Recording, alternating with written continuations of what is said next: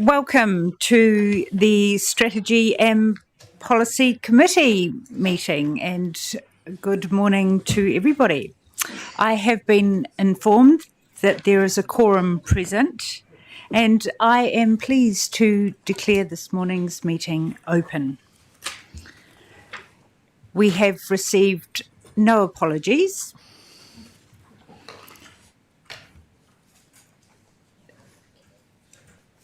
Are there any conflicts of interest to items on today's agenda? Councillor Megan Mackay. So I don't have a conflict, but for full transparency, I wanted to disclose that I have submitted against a quarry when I lived in Templeton. I haven't lived there for a number of years, so I don't feel that it's a conflict that I need to disclose and step back from the decision on. Thank you, Councillor Mackay. Moving on to number 4, Public Forum, Deputations and Petitions. There has been no request for public forum, deputation or petition have been received for this meeting. Going on to number 5, Extraordinary and Urgent Business. Is there any extraordinary and urgent business?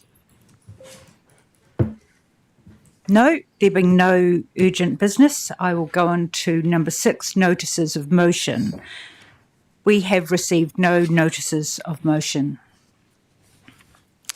This takes us to number 7, the unconfirmed minutes for the 11th of February 2026. They are on pages 11 to 17 of your agenda. Are there any matters of accuracy relating to the minutes of the meeting for 11th of February 2026?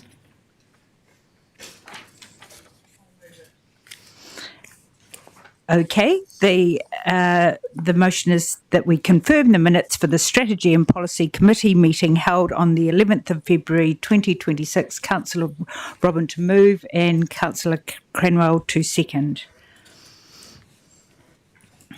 Those in favour say aye. Those opposed? Motion is carried. This brings us to the next business of the morning, the dust management in Northwest Christchurch, number 8.1. This is on pages 18 to 30 of the agenda. I would now like to invite Jessie Burgess, Miranda Charles, Nathan Cross, Angie Scott and Tom Scott to the table, please.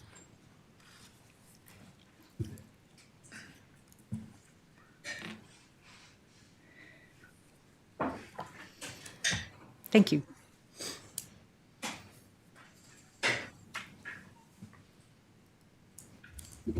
Kia ora, councillors. Thank you. Through you, Chair.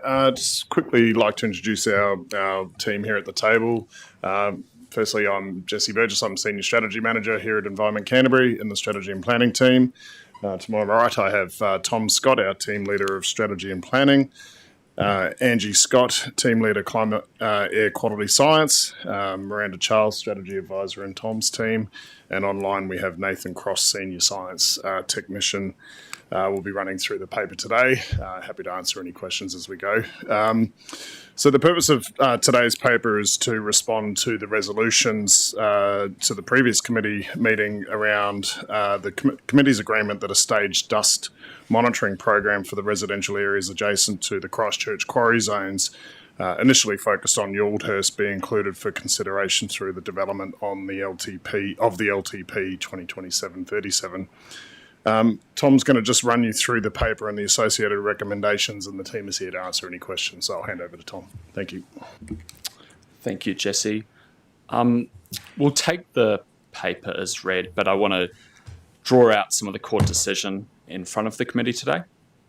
There's a long history on this issue. Council has been responding to community concerns about quarry dust in Northwest Christchurch for some time, for over a decade. Over that time, there has been a significant amount of work and investment made, including previous studies, community and industry engagement, and a best practice review, and now the completion of quarry-specific pre-application guidance and non-statutory better practice guidance for quarry dust management plans, which are now available on the Canterbury Regional Council website. So the question for Council is not whether anything has been done. A substantial amount of work has already been completed. The question is whether Council considers that work sufficient or whether it wants to make further investment in a Council-led monitoring for the purpose of community assurance and the improvement of future decision-making regarding dust management in Northwest Christchurch. I just reaffirm that that investment is not just financial. The paper assumes staff are available to design, establish, operate quality, undertake quality assurance, interpret and report on the monitoring program. If that capacity is not available, costs would increase and other planned work may need to be stopped or deferred. It's also important to be clear that this proposed program is not required to meet Council's existing statutory air quality monitoring obligations. It would be additional work aimed at improving local understanding, responding to long-standing community concern, and providing a more credible shared evidence base for decision-making, i.e. it would be able to tell us, or may be able to tell us, whether community's concern related to dust as a result of quarrying activities or background dust levels. There is also an equity question here as well. Yaldhurst has been identified because of the long-running concerns, proximity of quarries to residential areas, and also recent quarry expansions. But this is still a localised issue affecting a relatively small community. Council needs to weigh that against wider regional priorities, funding pressures, and the precedent this could create for other communities near quarrying activities. The alternative is to say that the work completed to date is sufficient, that Council will continue to rely on existing regulatory tools, consent conditions, compliance processes, operator obligations, and the new guidance material, rather than establishing a new Council-led monitoring program. If Council does want to go further, staff recommend option 4 in the paper. That would involve 3 certified monitoring sites in Yaldhurst, measuring PM2.5 and PM10 over 12 to 24 months, and an indicative cost of $370,000. Option 4 is the strongest technical option, but it is not light touch. It would require establishment, operation, and ongoing reporting and maintenance. The organisational commitment is broader, as I said earlier, than just the dollar figure. That option is recommended because if Council is going to invest in monitoring, it should be investing in monitoring that has the best prospect of being accepted as robust and credible. Why I say this is that previous studies undertaken did not secure that consistent acceptance of results across industry and community. Council should also be aware of the opportunity cost. Progressing this work, as I've said, would require staff support, technical work and engagement between now and the long-term plan. It also creates future funding and operational and reputational commitments, including any future entity established under local government reform. I'd also just draw your attention to the recommendation made is that further engagement occurs between now and the long-term plan. The key reason for that is to test community acceptance of results effectively. So should Council invest in these monitors, will the community accept the results at the end of the 12 to 24 month period? Finally, I'll draw your attention to recommendation 5. This is in association to separate work requested through Resolution SPC 2024-18, and note that it's now complete. And as I mentioned earlier, on the Canterbury Regional Council website. So in summary, Council has a clear choice to make here: to treat the work completed to date as sufficient and to continue the existing tools, or to endorse the option in front of you as the preferred approach if Council wants to consider a further investment through the long-term plan. Thank you. Happy to take any questions. Councillor Ward. Thank you for bringing this report to us or in motion. I mean, I guess I understand your reasons for wanting to do this, and it gives us excellent technical data going forward. And we need this for future clarification, around quarrying and dust. I mean, the first minor question I have is industry going to be supporting this financially as well? And then the other questions I have is, here we are, we're presented with a costing of $370,000.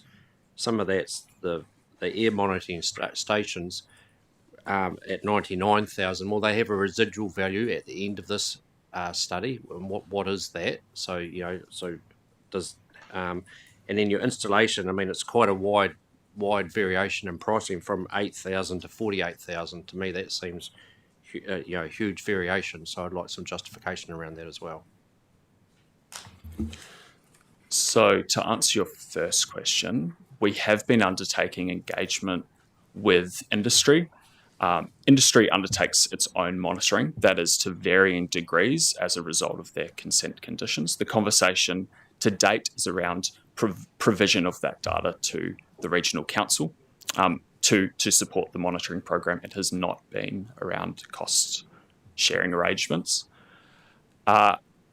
With regards to the cost difference and around the difference of monitors, that's largely in relation to the cost of the types of monitor. So we're recommended the highest cost monitor, while the lower cost monitors are nearer $20,000 per year. And there's some variation between installation and transport. In terms of redeeming some of the cost at the end, we would be able to redeploy that equipment elsewhere. I might turn to Nathan, just in association to your question, Councillor Ward, about the variation around installation costs. Okay, thank you. One of the main variations is the uncertainty around the cost to connect the power to the Orion network. That can be anything from $9,000 to $40,000, depending on proximity to power. That was a large piece of that variation.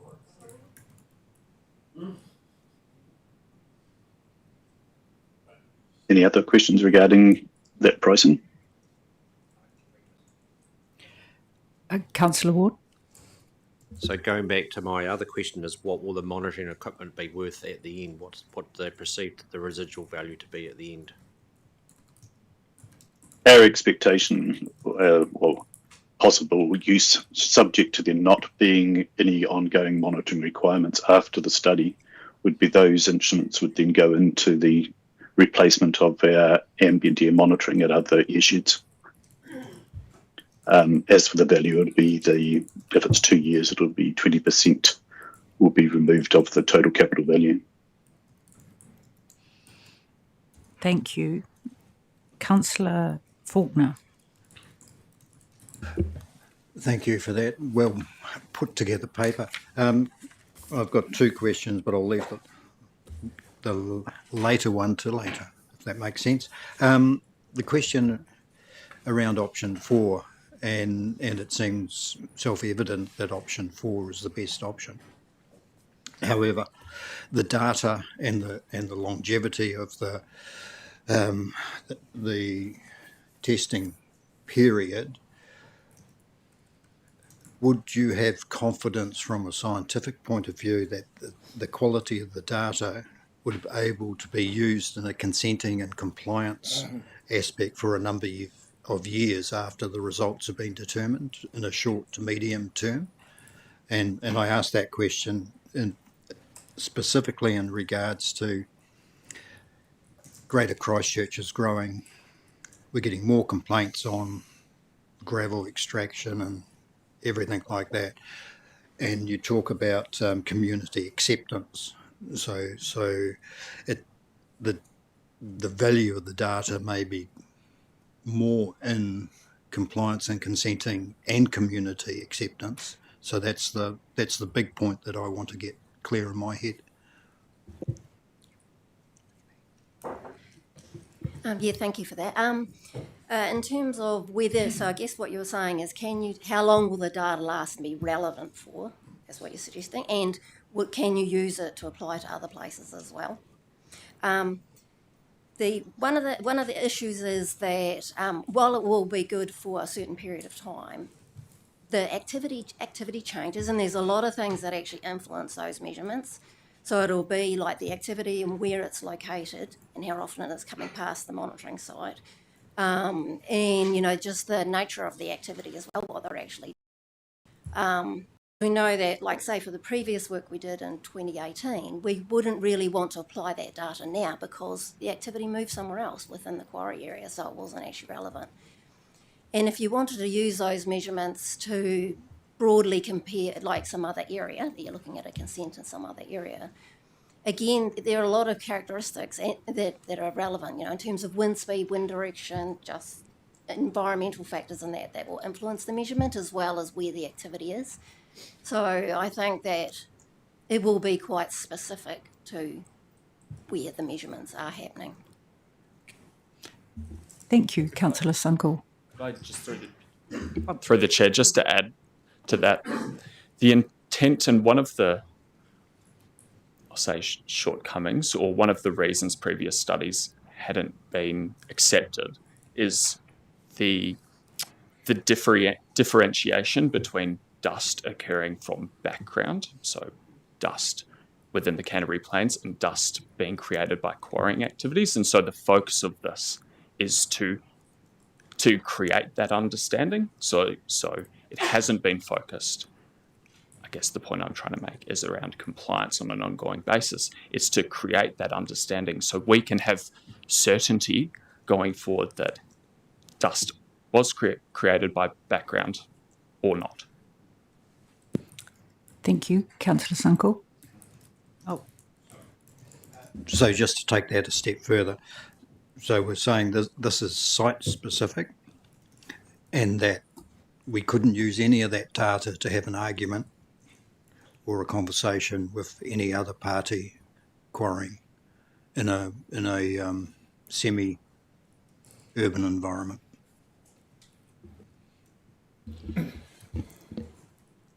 The reason that Yalthurst has been identified for this work is largely due to the age of the quarries and the consents associated with them. If you look elsewhere where newer consents have been issued, the conditions associated with them have live monitoring in place and are much more stringent. And so if you think about why we've chosen this area versus other areas, I think it goes some way in answering your question. We've undertaken steps elsewhere in our regulatory program to address some of these community concerns as new quarries are being established. okay. Third time lucky, Councillor Sunkel. Thank you for the report, and I accept probably the option that you recommend. Being comfortable with the remote report, going back in time with the information that we received. The challenge has always been that the community doesn't believe the science that we put in front of them. Will this science provide comfort to that community? And are we having a conversation with that community as we develop the science and the monitoring to ensure as best we can that the data that comes out of it will be accepted? It feels a wee bit like we're doing as much as we can to prove that we've done everything we can. But where do you see the conversation with the community to hopefully get to a point where the data from this is accepted? So the conversation with the community to date about the paper that's in front of you has really been around site selection. And so we've undertaken community engagement. That's both through an email, which we have around dust management, through targeted letter drops. And through that, we've asked the community to self-select sites, and that's come through in the recommendation. Part of the reason why the paper is in front of you today, and with the recommendations to carry this forward into the long-term plan, is to enable us to go to the community with some certainty and say to them, yes, the council will or will not support this monitoring. Will you accept the results? So we haven't had that conversation with the community yet. The reason being that it's been difficult, or we've been unable or trying to avoid creating an expectation about what will or will not be put in place. And so we need some assurance from today to take that step. Thank you. Councillor Campbell. Thank you. You've already expanded on some of the questions that I was going to ask. I just want to be really clear about, if this goes ahead, what we want as the outcome. So if we do this monitoring, specifically what are we looking for? And and how will that help everyone? I have another question after that, but if you could just answer that, that would be great.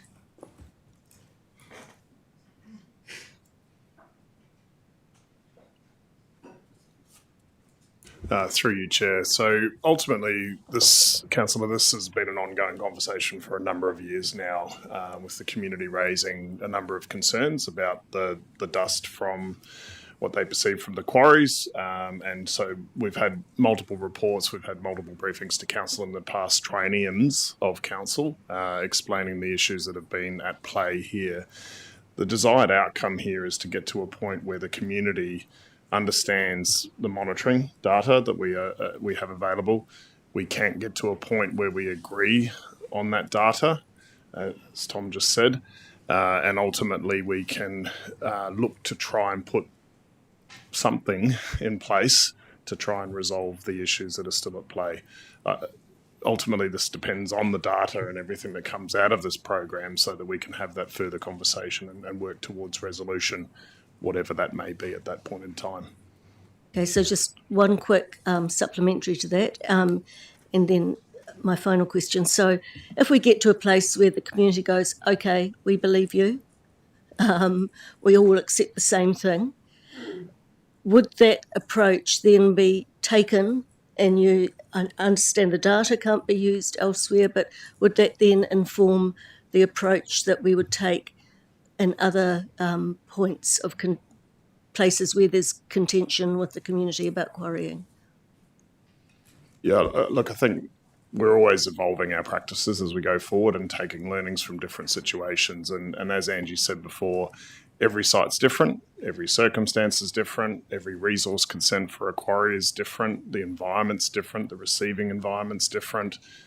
There's a lot of different factors, but as far as best practice goes, absolutely, we take the learnings as we go forward into the different situations. We also have a different, we're working in a different sense in terms of the RMA and reforms, as you know, and ultimately there may be more direction that comes out of national direction as well in this space. So all of this comes together to serve us into the future as well. Okay, and just finally, what we're being asked to agree to here is not that we definitely will do this, it's that it will go into the draft long-term plan, where we get to decide if we will do this, but that you can go out to the community and say, if we're going ahead, this is what we'll do. Yes, that's correct. Yep. Thank you. Councillor Mackenzie. Well, mine is a variation of Sunkel and Councillors Sunkel and Campbell's question, really. And so if you can't get confidence from the community in the monitoring results, do you keep adapting the plan until you do, or does that kill off the program? That's why we want to have the conversation now, before the decision is made through the long-term plan. No, yeah, but what happens if you can't get the confidence of the community that whatever monitoring you put in place is going to deliver the results that they want to have? Do you expand do you come back to us with a bigger and better program, or do you try to adapt the program to get confidence? What's if nothing works? in terms of confidence to the community, where do we go next? This has been the challenge all along, is around getting that agreement. So I think if we do work with the community to agree the sites that we want to monitor from, we work through the results as we receive that information, and that's actually then informs the conversations that you'll continue to have. As to whether we need to adjust the program or not, I don't know at this stage, because we don't have that information in front of us to be able to make those decisions. So like everything that we do, we adapt as we move forward, but as we have more information available to us. So if we approve it in the long-term plan, the funding, you would initiate the program even if you can't get the confidence, and then look for the confidence once you've got the results, is what you're saying.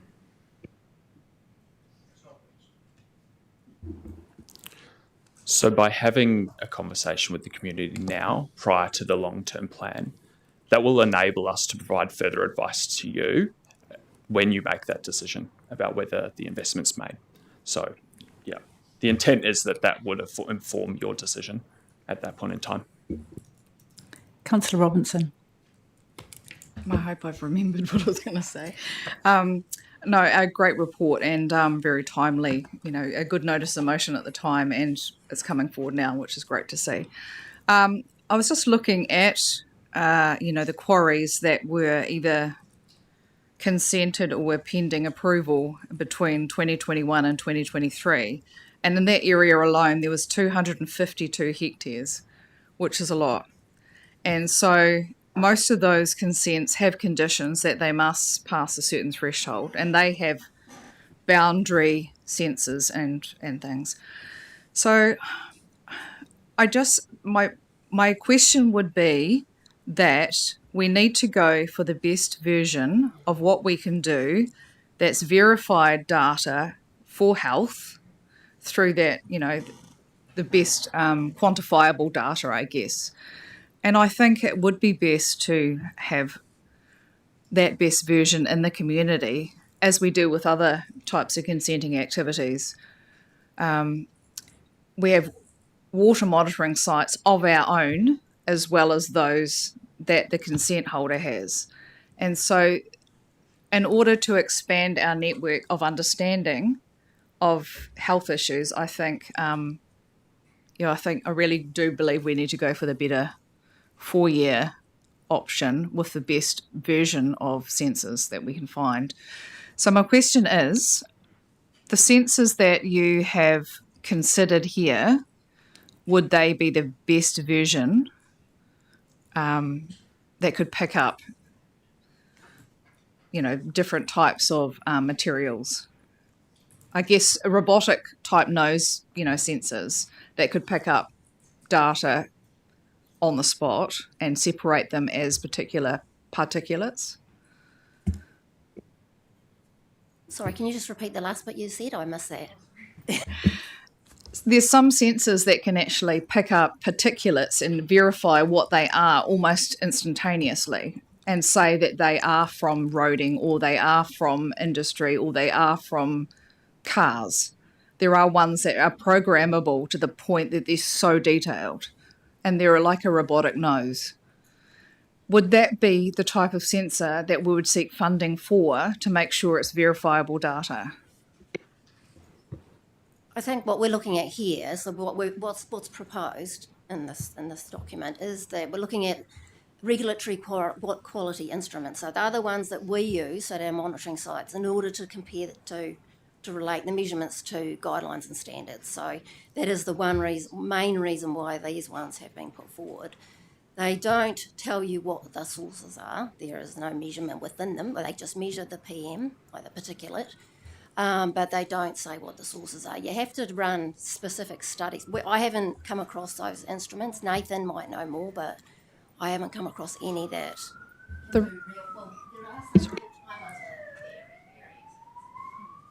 No, it's just that we were shown that type of technology a couple of years ago, and I put it forward again, and it's programmable to the absolute detail for that type of thing. And I think that's the style of thing we should be seeking at, even if there's less of them, to get the absolute detail of what we're seeing. considering there's so many quarries that are applying or have been consented, I think we sort of got, we need to do our due diligence, personally. That's what I think. Councillor, did you have a question at the end of that? Just wondering if we can look into that as part of it instead of just the status quo type of instrumentation. So it can be palatable to the community and industry and going forward. Thank you. We, as part of the work that we do, we're constantly looking at what we monitor and how we monitor. And so we're looking at new technology all the time to see what we can bring in. And there are a lot of manufacturers out there that make instruments, and they make a lot of claims about what different instruments can do. So we do need to be careful with what we're looking at, and they do need to be robust, and they need to be, certified to levels so that we can, because the key thing here was comparing it with health. So that's why we wanted the certified instruments that we use. But, like I said, we do actually look at additional instruments when they come on board and consider those. It's a regular part of the work that Nathan and the monitoring guys do. Thank you. Councillor Scott. Oh, thank you. Look, I think this is, I'll support this. I support forward because I think that we need to give you some tools to actually get some more information, and that you talk about the relationship to quarry information and how we get that put. I cynically would think that trying to get that community to agree to something and where that site is going to be difficult for you. And so I'm just wondering in my mind whether this is a long-term solution or not. And looking at Figure 1, where the airshed sits, why wasn't the airshed put further out over the quarry? Do we understand that? And would that be a possible longer-term solution, an addendum to the airshed monitoring equipment, so that you have got some decent coverage?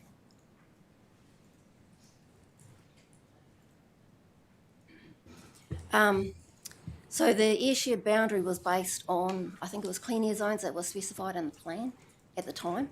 So that's where the boundaries are. But I mean, there's certainly a time when we actually need to be looking at those again, because think about urban development and all sorts of stuff that's happened since we've, had our plan. So, it's something I guess that could be looked at in the future, but it's not what we considered here because we were just limited to them. Can I just add to that? Because I think I've been associated with this since 2017 and been through a bit of that community consultation and the difficult process that those communities go through with their health concerns and other things, and the quarries also in terms of their responsibilities. And my personal opinion here is that a review of the airshed and its effectiveness may be a better longer-term solution than just. I mean, I know you need to get the data, but I think we need to also look at that possibility. And so the question. Is that a possibility, Jess? Yeah, through you, Chair. Thanks, Councillor Scott. So previously we've indicated that the Canterbury Air Regional Plan needed to be reviewed. In 2028 was when that was scheduled for. Obviously going through the RM reforms and the requirements there to develop the combined plan for the region and the natural environment plan within that. So I think we could bring you some advice around the program of work there to review the CARP, but that's and certainly in line with national direction that's coming our way as well. So happy to bring some further advice back on that. Yeah. Thank you. Councillor Claire Mackay. Thank you very much, through you, Chair. Thanks for the paper, and yeah, I've sat here for 10 years too, Peter, along with you, and this has been an issue. I guess for me it's a little bit, it's the cart before the horse or the horse before the cart here, and I understand that you want some direction around an option that you can go out and discuss with the community so that you can come back and we can have a discussion with the for the long-term plan. And you talk about it being a council-led project and also suggestion, and I think there's option point 3 or 4 around the fact that council funding. Earlier papers, and particularly the 4th of June a year ago, 2025, we had a table in the paper which outlined the various options that were put up for council at that time. And the one that you've put on the table today is very similar to option 1, where we looked at being funded by a targeted funding for that area. Has that dropped off your radar completely, or would that be part of your thinking to come back for a long-term plan discussion? Because I just think that if you are going out now, I think we need to be very careful about the funding discussion. Yes, we can come back with options around the funding makeup. No, it hasn't dropped off our radar. The resolution which we were responding to related to the costs and benefits of short versus a long-term program, so that has been the focus of the paper, and hence why it may not have come through. Thank you, Councillor Davis. Cheers. I'm just wondering if, the point is to define, is there background dust coming from the Waimak River? Or is this the quarry? Is that the first thing? Yeah, correct. And when we have that, we hope that the community accepts that. But we kind of know what the solution is that the quarry needs you can get an automated irrigation system on your phone that is linked to the weather, that when the wind blows at this amount, boom, it comes on. But they're going to have to. So do you think this will help that? Get the quarries on board to do what needs to be done? As I mentioned earlier, we're actively talking to the quarries about their kind of participation in addressing the issue. So far, those have been quite positive. There's been, shared similar concerns as we have around acceptance of results and what that means. But yes, that's ongoing and will be a part of this should you agree to the resolutions. To follow that, so this is really just due diligence with our community on quite a significant issue. Yep, correct, yep. Thank you, Councillor Faulkner. Councillor Cranwell gave me 30 seconds to answer a question, so quickly. The longevity of the quarry, how long has it got to go? The number of properties impacted and the area of concern on that aerial photographer on page 30. So is that the area of concern?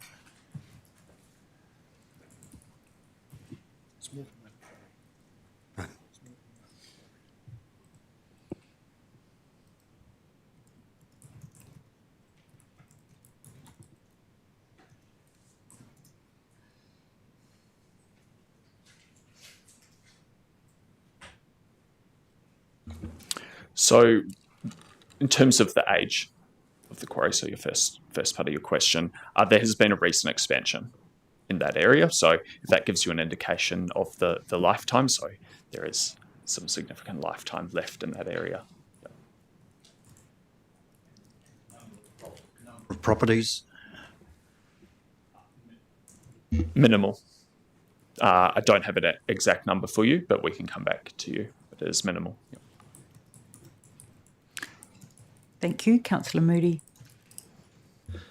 Thank you. Through you, Chair. Like some other councillors in the room, I've sort of watched this one for 10 years as a staff, since 2016. And I know a lot of work has been done and money before by this council. And that data was not accepted by some members of that community. I see the risk is that with option 4, we might spend more money with calibrated instruments and more time, and the data could also be not accepted by those same affected members of the community. Do staff have any reason for confidence that this investment will result in a different outcome and be accepted by the community this time, when we've done lots of work and time only before on this?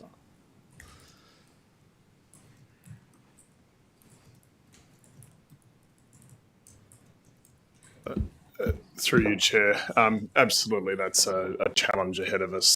The community may not accept the data in the future, but the intention of this is to work with the community to get a level of acceptance of the data and to essentially draw a line under where we're at. What is the opportunity? What do the mitigations look like? What can we do for the community to try and resolve this issue? And this is as we've discussed with council numerous times in the past, as I said, trienniums of council about this issue. We need the concern that has been raised by the community is that they've got challenges with this, and we need to have the evidence and supporting information to be able to have a conversation and get to a point where we can try and get some resolution. That's the intention of working with the community to identify the sites of the appropriate sites, work through the data as we go along, and draw that conclusion to a point. If things aren't accepted, we'll have to work through what the next steps of that are. But this is the necessary next step. Should council wish to support us having that conversation with the community to identify those sites and go from there. But I appreciate it, council. Thank you. Chair Swiggs. I just want to touch on the existing data that's been captured by the quarries. How often who audits that? I just haven't in my mind, how often do we get that data and who audits it at the moment?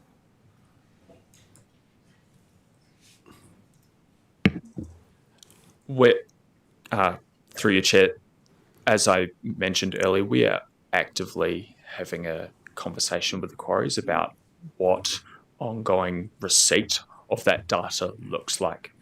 At this stage, it's intermittent, I guess is the answer, and it is dependent on the conditions in which the quarries have, and those vary. And that was going to lead into my next question around the actual existing consents. Have we got a stock take of what the existing conditions for just the dust monitoring are for the quarries around there? And how many would be under what we're trying to achieve with this? How many of those would be under under the standard that we're probably trying to set with this program that we're putting out there? And I recognise you might not have numbers, but I just need a ballpark kind of feel for where things are at. We do have a stock take. I can't give you an accurate answer around the numbers that are, above or below the line, if you want to put it that way. What I can say is, again, that part of the reason in which the Yarlthurst quarries have been identified is the age of those consents and the conditions associated with them. And so, so when do we get to a point where those conditions are no longer fit for purpose based on updated data or updated science or understanding? Because there has been a number of studies done recently, World Health Organization, all sorts of things. And then where does Ministry of Health then start coming into this? I'm absolutely getting sick of talking about this Ministry of Health, but we need to update also the national air quality the national policy, what is it called? NES for AQ, air quality. So, where do all of these things fit if we're going to be doing this work? Where do those pieces fit? And then what role do we play in either trying to make that happen, work with our communities, or do we just sit in a passive role and collect data and monitor it?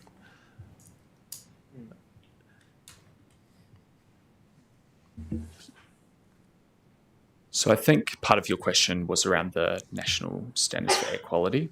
We're anticipating that those will likely change through the resource management reform, and so that is something that will need to be addressed at that time.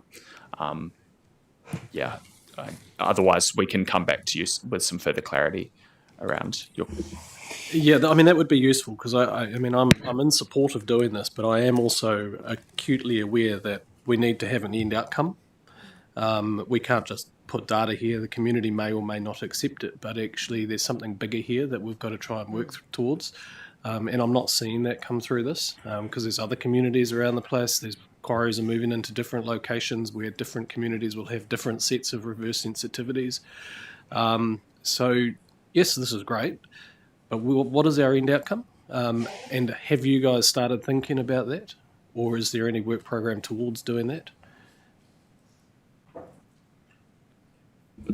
I guess ultimately this gives us more information to understand the context we're operating in. If there is an adverse effect beyond what has been considered previously and is having an effect on the neighbouring residential properties adjacent to the quarries, there are mechanisms under the Resource Management Act as it stands to review consents, go down that path and look at what further more stringent consent conditions, monitoring, etc., may or may not be required. So this gives us, as noted in the option, the background and quarry influence dust levels to be able to make informed decisions. So that's the intent of this. So we have an agreed approach with the community, ultimately, as to Councillor Moody's question before.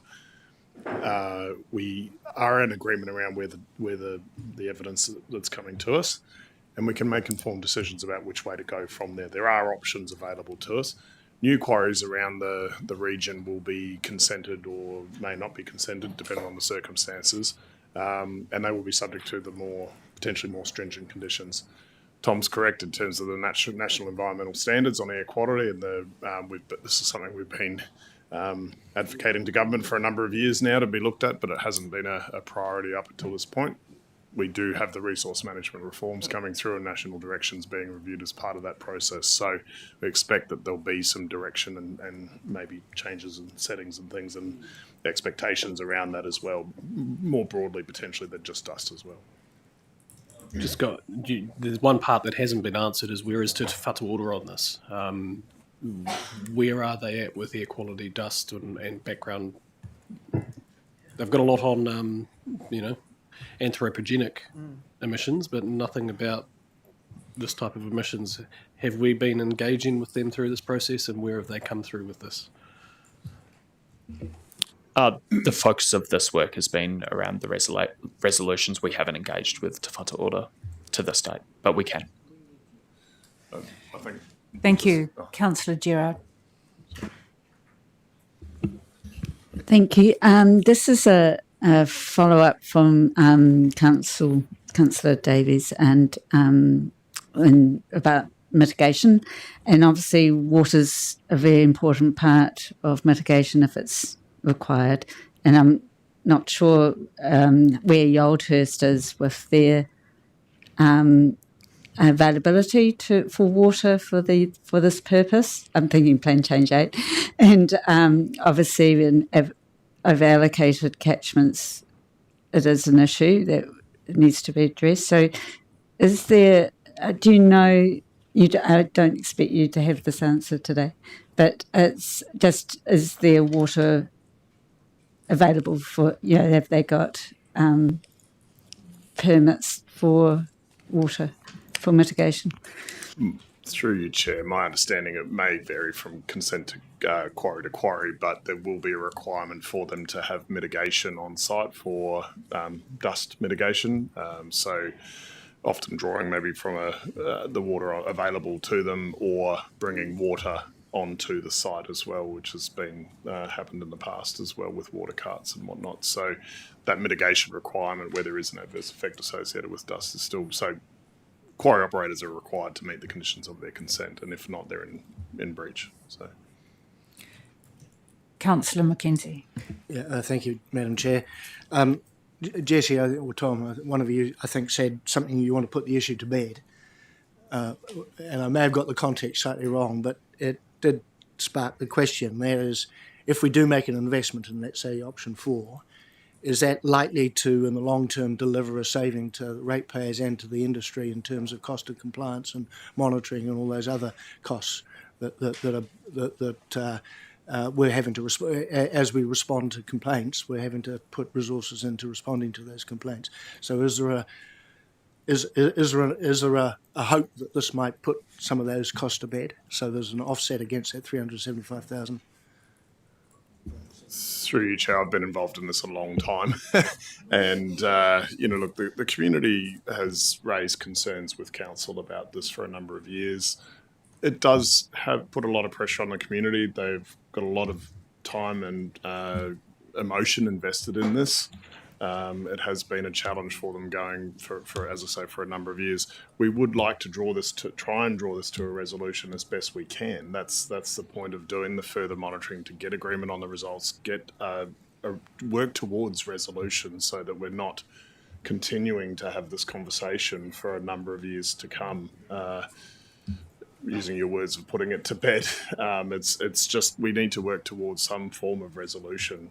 Otherwise, this conversation will continue on for another decade, and that's not in the benefit of any party, either council, community, quarry operators, or other. But you've got no feel for whether that will actually whether there's a saving on the other side of the ledger for ratepayers. Through your chair, potentially, yes.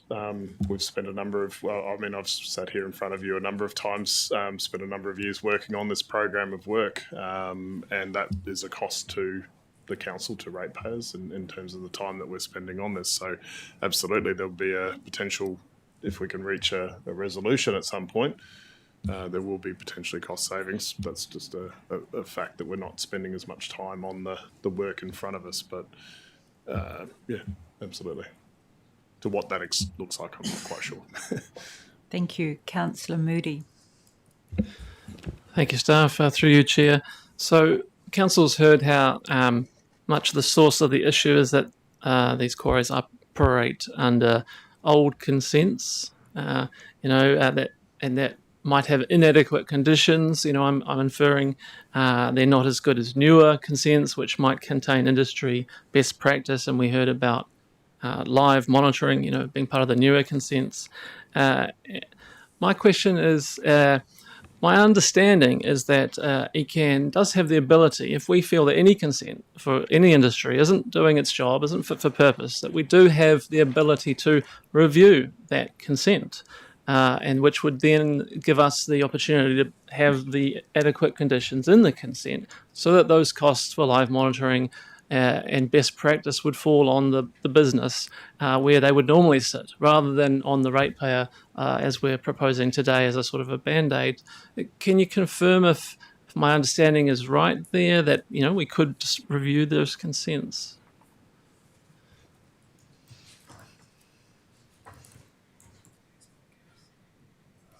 Through you, Chair. So former consent life of looking at resource consents, and yes, there is the ability to review consents under the RMA. There needs to be an adverse effect that prompts that review process. Hence, again, why we're looking to do the monitoring, to understand the background levels of dust. Where is that coming from? Is it from the Canterbury Plains? Is it from the quarries? What's the source? Where, provide us with a better understanding of that. If there is an adverse effect, if it is coming from a particular quarry, a particular consent, and they're not, there is an adverse effect that can be determined, that would prompt the opportunity to then look at the consent and potentially review it. That's a decision that we would need to make at some point in time. Thank you. So am I hearing that currently we don't have the data to be able to confidently say that and trigger a consent review if we chose to, that we are unable to say confidently that the bad dust comes from the quarry and not from outside sources? And this data would help us would enable us to be able to do that? Is that the aim of this money? But as just referring back to what Angie said at the beginning, every site's different. Every circumstance is different. Every environment's different. We need to work through those on an individual basis. But this work here is to inform that conversation and provide us with a level of evidence to have a more informed conversation about the next steps there. It may, without predetermining where the monitoring and the information goes, we would need to look at that in the context of the environment that evidence is being provided, and make an informed decision. And we're not currently we're not currently confident currently, perhaps that'd be a simpler question. Today, we're not confident with the data we have. Is that correct?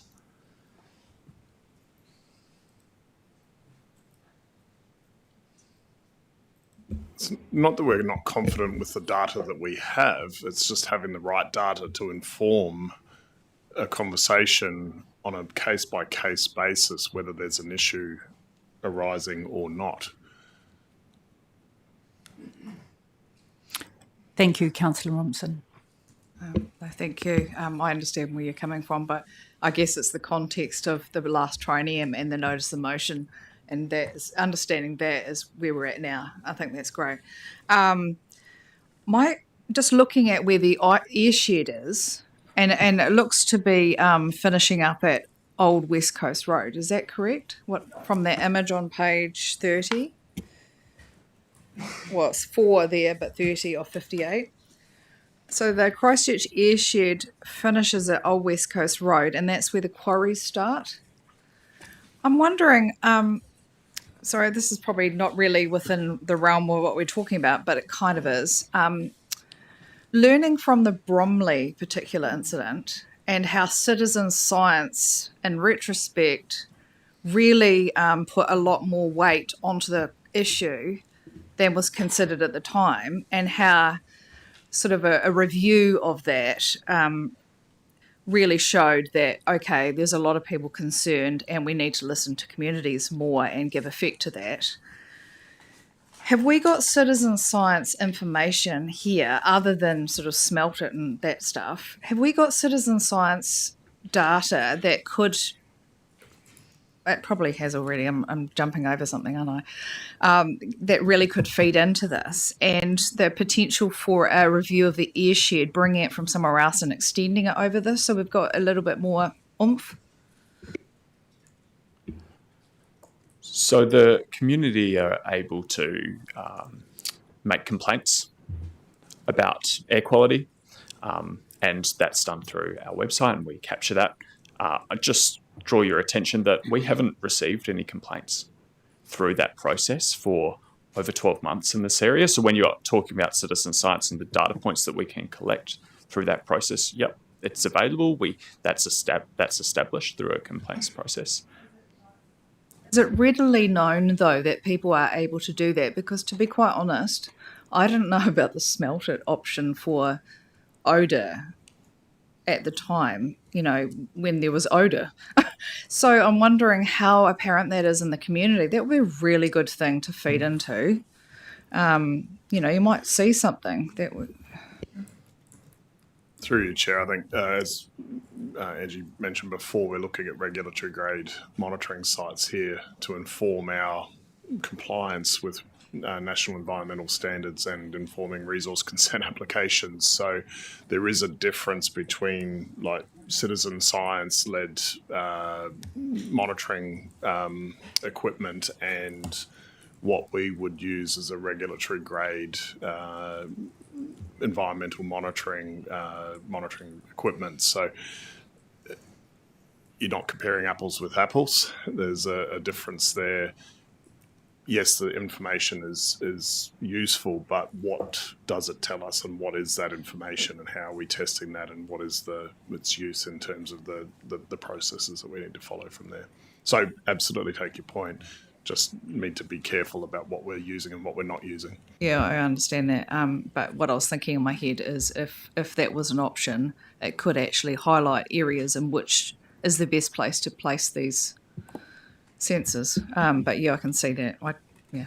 Going back through your chair too, some time ago there was monitors used on different people's properties and things as well. So there was that information coming through, but again, it's been questioned as to whether that information is accurate and those type of things as well. So, thank you, Chair Swiggs. Just want to circle back to the ad hoc data piece. Can you give me some assurance that that work is happening, and how can we get better sort of reporting somewhere so that we know that that's happening? Because that concerns me. It's the first time I've properly heard that in all of the conversations that I've had over this for quite some time. So, yeah, what is what can we do, or what can be done, and how can I get the assurance that I want so that I can front those communities out there and say, actually, we are getting proper data, we are knowing the state of the environment in this space from those people who hold those resource consents. So just to clarify what I was talking to earlier, I was talking to how we receive complaints from the community. So just to clarify, that's what I was talking about, not ad hoc data, just that there is an ability for community members to complain about dust, and we're not receiving those currently. No, when I circled back to the question I had before, I was talking about the existing resource consents and the existing data that they have from their existing sites, and the assurance about that monitoring and the data that we're receiving so that we understand the environment from those. And the reason that I ask that is because some of those conditions on those consents are old, and they have different sets of, types of machines that they may need to use, and we're putting in the state of the latest machines, and so there'll be a difference in the data there. And then you would said that there's some of that's ad hoc or sporadic type of. You didn't say sporadic. You said ad hoc was the or intermittent. I can't remember the exact word, but it's just raised my thought here about what is the credibility of the data that's been reported by the quarry operators in these areas. Through you, Chair, I think we could take that as an action to bring some further information back around the data monitoring and what data we're receiving, how it relates to the consents, what information we're getting back from the quarry operators, and to inform that picture a bit further, if you like. That would be very useful. Thank you, Madam Chair, for indulging my question. Thank you very much. And Councillor Gerard. Yes, thank you, Chair. It's just a really follow up from that. It's sort of like if you've got the results coming back, and obviously there is dust from the quarries that is concerning, and then you've got this area because there's lots of quarries. How to pinpoint who's most at fault? How does that process go? I might pass to Nathan. Are you best to answer this? I can try. There's no way to identify exactly which quarries the dust is coming from other than through triangulation based on wind directions and where the dust generating activities are occurring on the sites.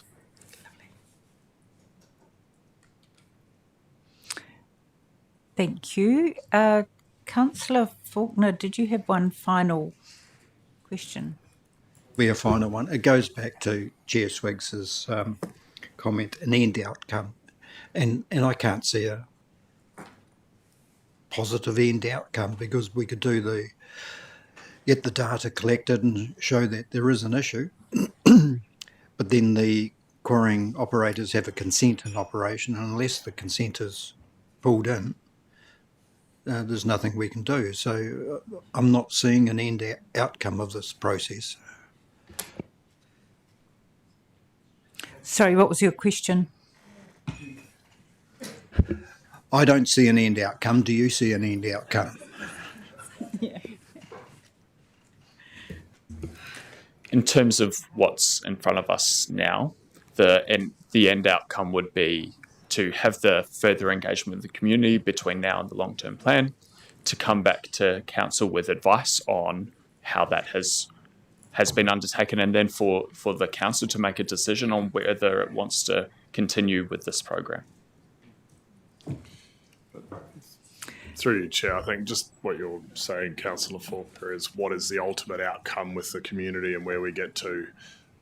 This, as I said, this has been a long-running conversation with the community. We need this background levels of dust information from the monitoring to understand the environment we're working in, to then look at the options about how we can resolve potentially some of the challenges that the community are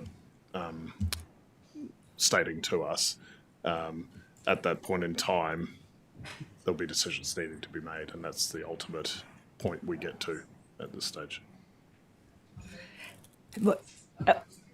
We've just got one very 10-second long question from. What about environmental outcome?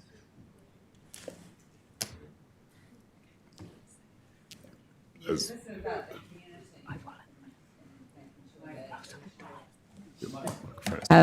about the community and making sure they're reassured that, but actual environmental outcome, if you don't know where the actual dust is coming from and you can't resolve that, actually are we fixing any environmental outcome through this expenditure? That's not the focus of this work. Thank you very much for some great fulsome questions. Excellent. Thank you, staff. You may now leave the table. Oh, sorry. Oh, too bad. Sorry. Okay. Firstly, I will put the motion and then there will be opportunity for discussion. The recommendations are on page 18 of the agenda. Please confirm you understand. So we have on the monitor the motion. Do I have a mover? Chair Swokes and seconder.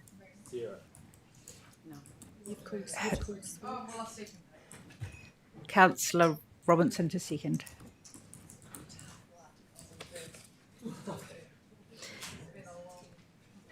Is there any discussion?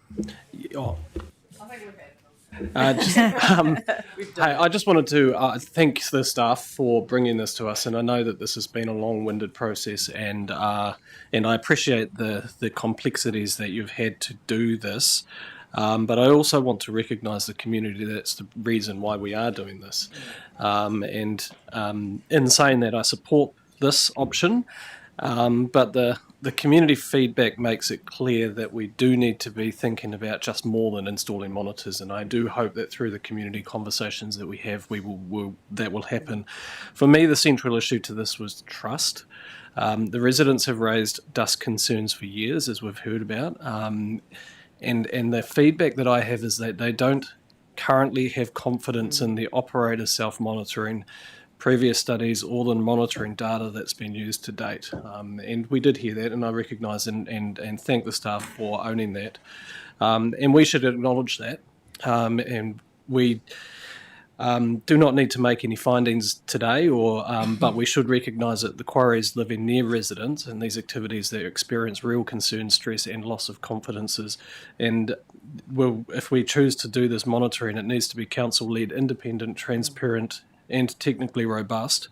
Certified instruments are important because they are a cheaper of mixed instruments approaches, but I think they will give us potentially what we need to start moving on from the unknown that we have.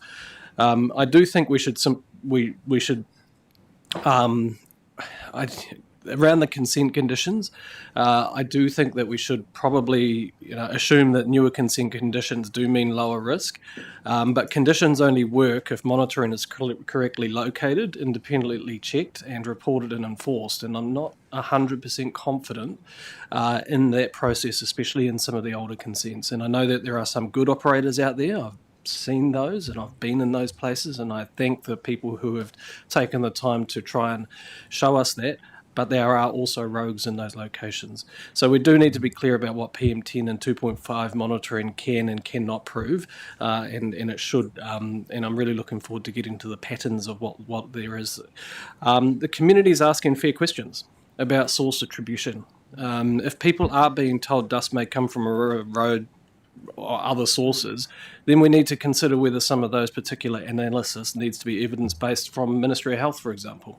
And we need to understand that so that we can do that advocacy to make sure that they get on board with this, because their lack of interest in this is, quite frankly, for me, quite concerning. And they need to pick up the ball on this. They've come backwards and forwards, and they just, in my opinion, it is concerning. And cumulative effects are the conversations that these communities are often having. And we did say, it was said to us that this is a small amount of people, but the effects on this these people as real. These are real people, and I don't want to diminish that at all by just saying that it's a small group of people. So the long-term plan should, I'm looking forward to seeing what that long-term plan looks like. I want to avoid giving the community another process with no clear path of action, which is what we were talking about before. So if this monitoring proceeds, we need to be upfront about what this data can do, what it can be used for, and the decisions that it could inform. At the same time, we should not overpromise. The monitoring alone is not going to fix this issue, and we need to be making sure that we have good compliance enforcement and planning controls in place. And my support is obviously conditional on those things also happening, and getting a better understanding of those clear methodologies, limits. And then the goal should be that credible evidence base that we can then inform the residents, provide more trust with industry as well, and so that we can make good decisions into the future. So thanks for the staff for making this available, and the next steps I think are going to be quite critical for that community. Thank you, Chair Swiggs, and let's continue this discussion. Questions, Councillor Mackenzie. Yeah, thank you, Madam Chair. I won't oppose this because I see it's only a step in a process, but I am nervous about quite a lot of the things that the Chair Swiggs has just said, and that is that, and I can't help but think that sometimes we're trying to find problems when the real scale of the problem is actually relatively small. And I'm conscious of the fact that aggregates are the building blocks of pretty much everything that goes on in urban New Zealand, from roading to infrastructure to housing. And if we impose a whole lot of consent conditions and costs and monitoring costs and compliance and stuff on aggregates, it puts up, everybody has to pay for that in the construction that's going on at the moment. And no better case of that is what's going on out at Clarkville at the moment, where locals are just complaining about a wee bit of noise and dust. Building the new motorway, which is clearly got benefit to everybody. So I think we need to temper our enthusiasm in a lot of these cases for rules and regulations to impose cost on society without clear benefit to society from that. Now, I'm conscious of the fact there are people, as you said, Councillor Swiggs, that are directly affected, and I'm conscious of that, and I know some of them. And I have sympathy for that, but there is a balance to that as well, and that is the cost to society of unnecessarily imposing costs on the industry. So I won't oppose this, but I'm not entirely sure that I'm that comfortable with the intent, because it's not clear that it's going to resolve any of the issues. Thank you, Councillor Mackenzie. Councillor Sunkel. Thank you, Madam Chair and staff, for bringing this to us. It has been, I guess, 8 or 10 years on process, and I hope that this time, with that conversation with the community and the monitoring we put in place, that we may achieve some acceptance in the community. We've talked a lot about the science today, we've talked a lot about the community, we have not talked about those operators that work in that space and the attempts that they are making to give effect to the consent conditions and the challenges they face in doing what is an honest day's work. So I really do hope that what we achieve is good science, good information, good data that allows us to continue with the infrastructure projects that we all need as we grow within Christchurch and Canterbury. So I just really wanted to highlight again the points that Councillor Mackenzie made. There's more than one side to a story, and the hope that what we get out of it gives us the ability to continue as we are, or if required, moderate to modernise some of those consent conditions. But in my mind, this is about enabling the continuation of good work if we can put good controls in place. So I thank you for what we have, and hope that this round of monitoring will be accepted by the community for whatever comes out of it. And we do not know what will come out of it. Thank you. Thank you, Councillor. Councillor Claire Mackay. Thank you, through your chair. Look, I equally have some reservations. I'm a little bit in Councillor Mackenzie's space here. I am concerned that we are perhaps saying, well, okay, I'll step back actually. This is not a final decision. So in one way, I may or may not support this yet. I haven't really decided. I'm quite uncomfortable with the fact that in point 2 we've got chooses to fund a monitoring program. I would feel more comfortable, it said, if council supported a monitoring program, because by putting to fund there, that is telling the community, in my eyes, that we are going to fund this. This is quite a different monitoring program than what we have in our ambient air quality program that we have across the rest of Canterbury, in that the data is only going to be specific to PM10 and 2.5, whereas the ambient program does pick up quite a bit of other data as well. So I feel that I just don't want to send the wrong messages here, and so I'm having a little bit of a struggle with the way that 2 is written. And if I felt that there was support around the table to change that, I'd be prepared to put an amendment on the table just to take out the word to fund there. Thank you. Councillor Robinson. No, thank you for this. I actually agree completely with Chair Swiggs, or Councillor Swiggs in this context. The verified equipment will lead to verified data, which leads to confident outcomes. And we can also start determining spatially if activities are actually in the right place at the right time. I think that's part of the picture going forward.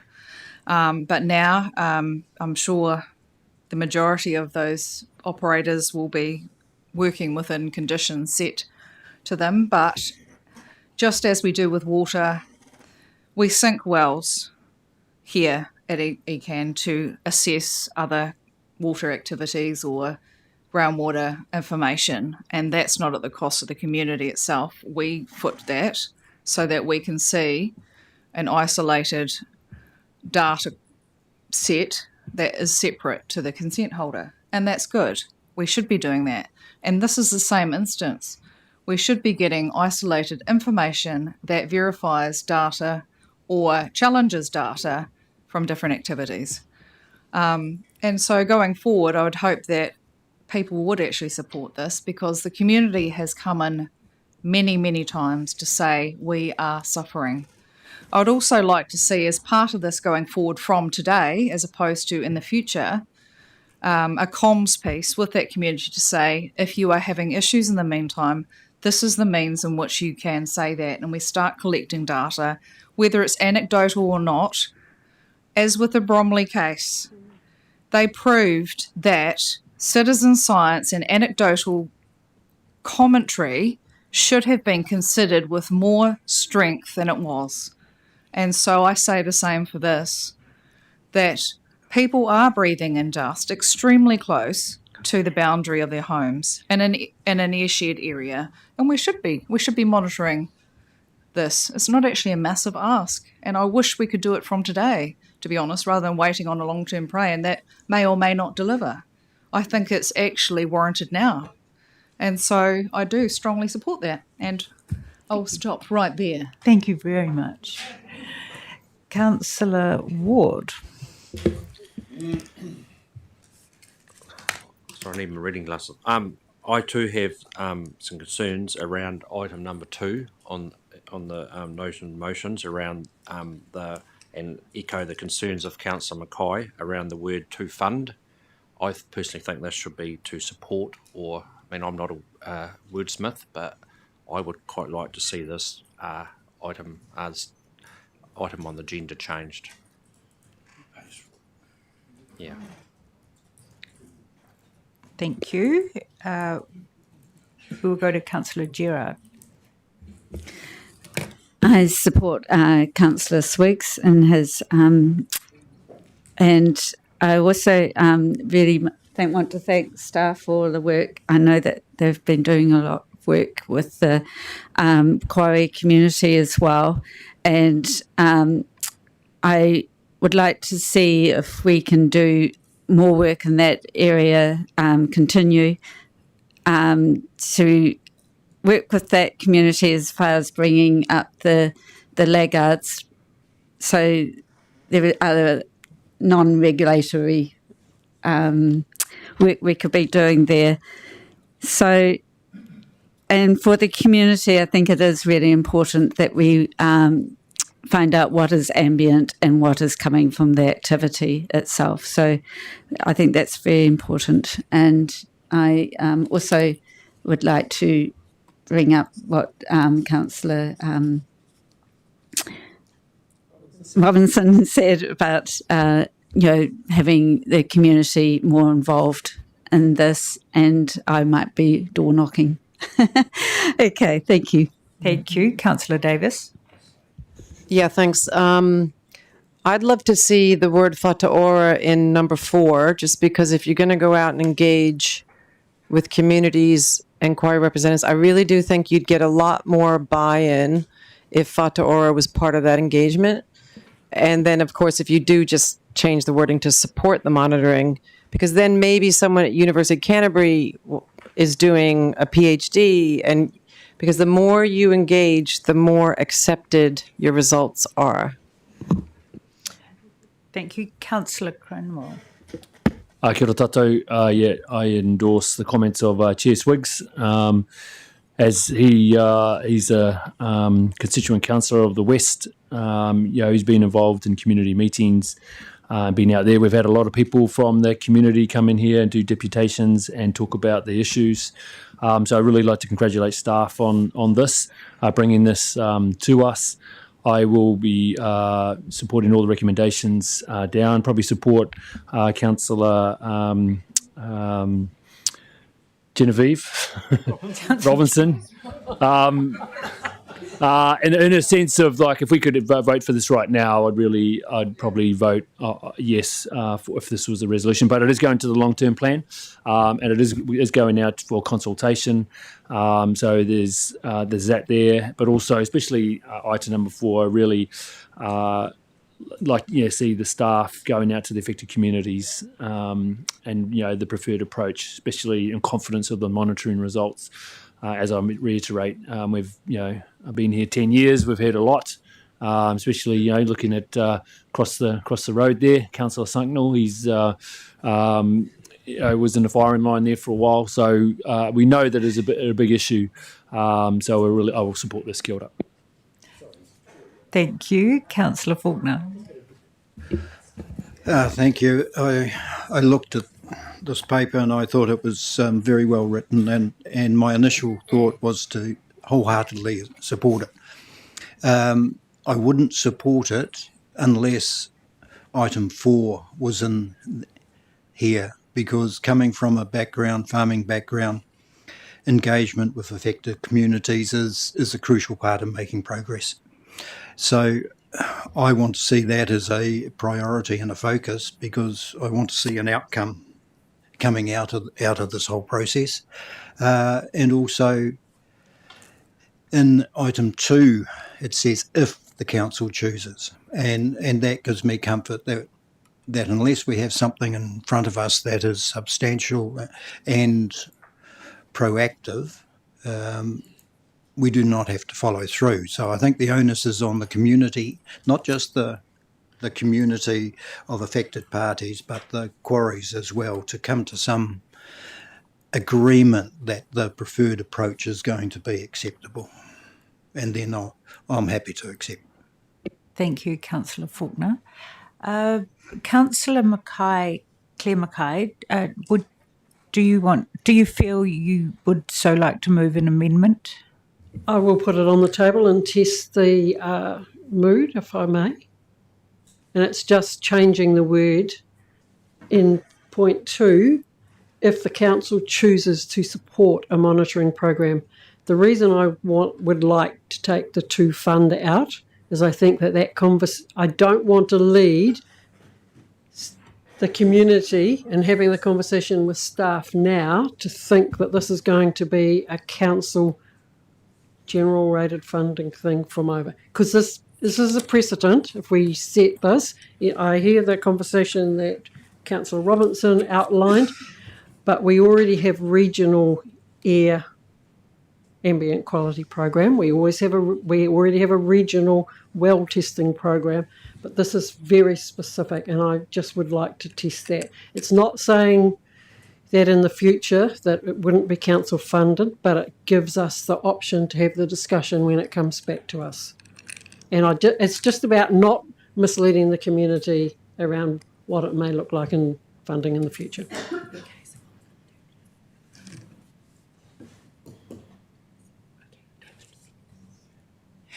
Do I have a seconder for the amendment? Councillor Ward.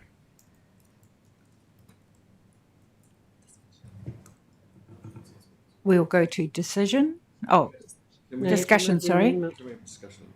Yes, Councillor Scott. I'm just wondering whether that we're getting a bit antsy here and trying to get down to a point of decision when we've got a regional air management plan coming up for review in I think it's 2028, Jess, isn't it? Yeah, and isn't that the more appropriate place to have this discussion?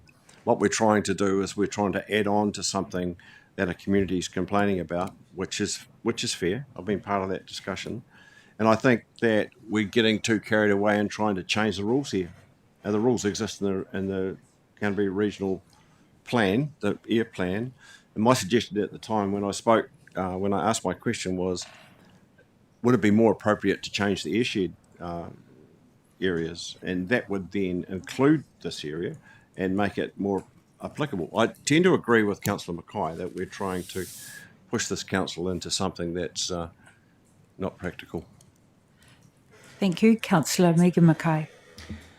Yeah, this is interesting because it comes down to language and how we perceive and interpret language. Because up there where it says we endorse option 4 if the council chooses to fund a monitoring program, well, I actually say we just endorse option 4. It doesn't actually matter. It's actually making it more firm that we're endorsing option 4 by not putting the limit around funding there. So I support it for almost the opposite reason, that it actually greater supports this community, and the funding decision can come later. Any more discussion on this? Okay. Move on to write a reply. I'll just do this one too. Councillor Davis, your point about Te Whataora, you would need to move an amendment, and we would prefer alongside other agencies rather than a direct government department, if you do so. Yeah, I'll test the feeling in the room like Claire. I do think they're a critical key partner. It's a health issue. But yeah, we could just put relevant agencies. That leaves it wide.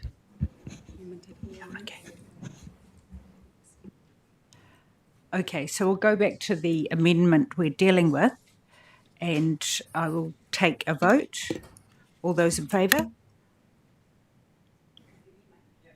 of the amendment?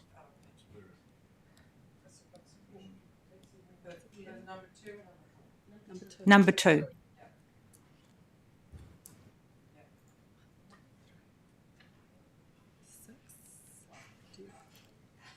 Division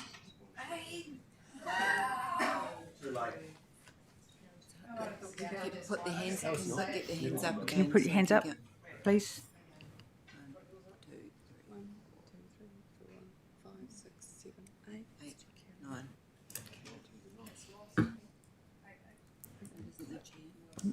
I voted. 9. 9 is carried.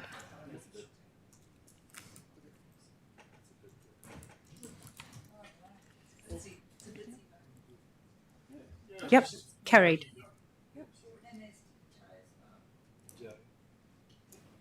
Councillor Davies? Is? Davies. Is Davis. Oh, Davies. Oh.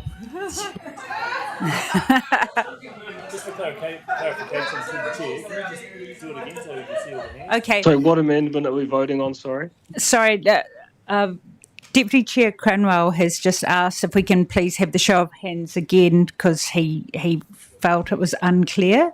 So we are voting on the amendment on number 2. All those in favour?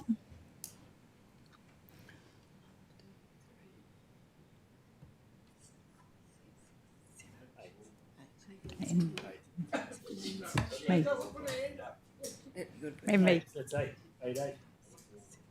We haven't even asked whether we're against yet. Yeah, I know, we haven't. No. All those against? Yeah, I'm against. Against.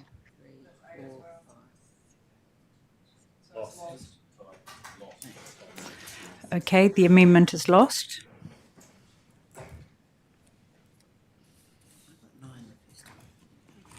No. Okay, we will move to Councillor Davis's amendment. Are you so moving?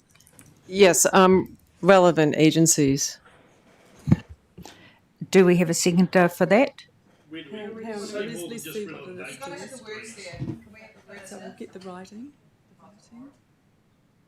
Where and what and why, not just 2 words. Oh, okay, sorry. Endorses staff to undertake further engagement with communities, quarries, and relevant agencies.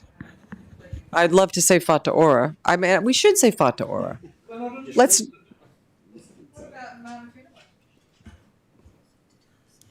Yeah, well, but I do. It's a health issue, so I think we should put Fata Ora. But I'm happy to leave it with you guys. We cannot direct a government department. Is it relevant agencies?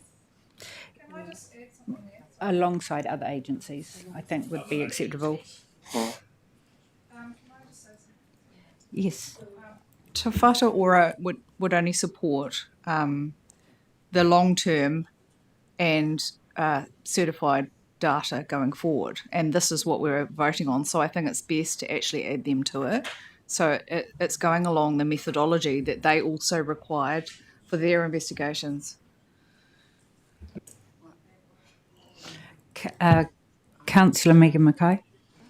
Look, my understanding of number 4 was not that we're going to be going out and engaging with everybody on health effects and things like that. It's literally about the location and trying to get building from the community about whether they accept the monitoring in place. So for that reason, I'm not quite sure if it actually does add value.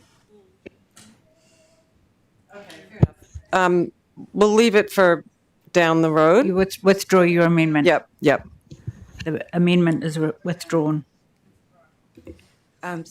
Through you, Chair, staff are in the room. They've heard that desire, and obviously we've got nods at the back of the table. So you can certainly direct and encourage us to work alongside relevant agencies rather than having it written in the resolution.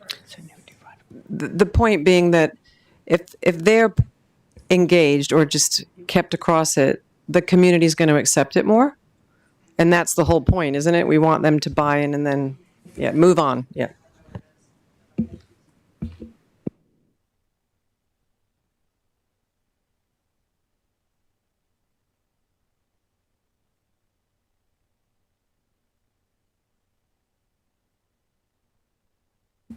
Okay, so let's go back to the substantive motion. Is there any more discussion before I ask Chair Swiggs for his right of reply?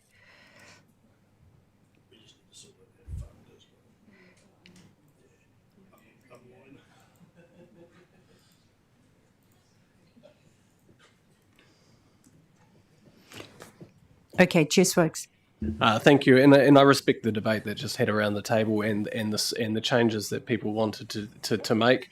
I feel comfort that in resolution 2 there's that word if, which I think the intention is to move this thing forward. I feel comfort in that, and it will be coming back. There is further things that need to come back to this council for this to make further decisions. And I hope, listening to the conversation today, that the council does understand the plight of some of these residents that live here. And I mean, and I respect what you said, Councillor, around the broader implications here and having too many potential rules and all those kind of things. I understand what you're saying, but for me, one of the bottom lines here is if an activity that's happening in this area, and it is a pretty specific set of circumstances that has led it to this, if this is causing one person to get unwell, that's too many, and we need to understand that, and then we need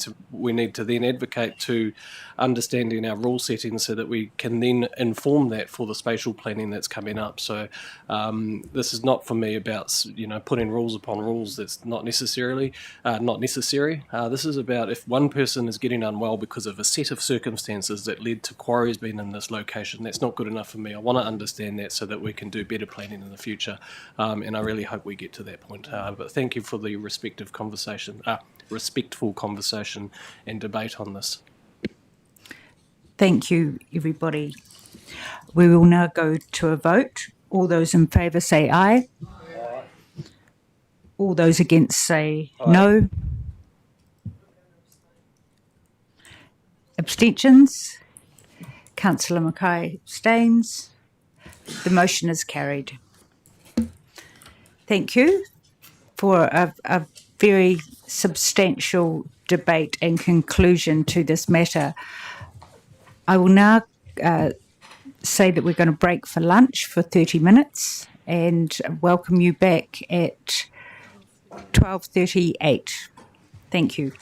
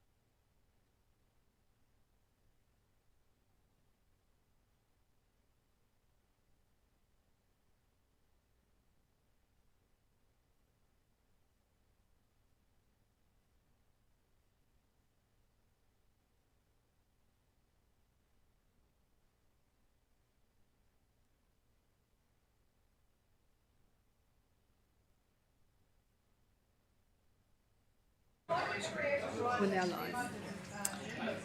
Kia ora koutou. We are gathering back for a lovely, efficient afternoon. Councillor Sunkel. Oh, be told.